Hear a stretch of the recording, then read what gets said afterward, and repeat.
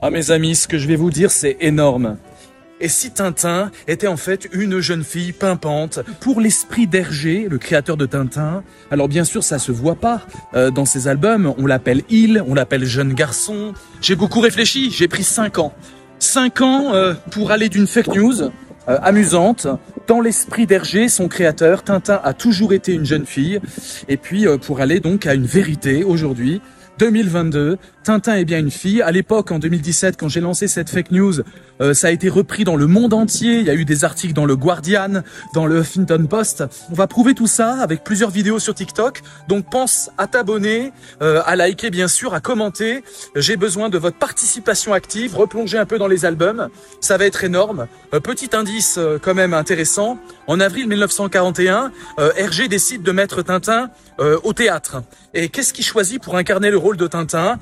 Je vous le donne en mille. Il choisit une fille, Jeanne Rubens. Voilà, une adolescente. Ça se faisait peut-être à l'époque, n'empêche que c'est un choix qui en dit long. Dans l'esprit d'Hergé, Tintin a toujours été une fille. Et c'est pour ça que cette œuvre, Tintin, eh bien, il n'y a pas d'autre fille. La Castafiore, vous savez bien, est un castrat, en fait. Et donc, il n'y a pas d'autre fille, à part Tintin qui est centrale. Hergé a dupé pendant des décennies ses lecteurs. Il s'est amusé comme un petit fou.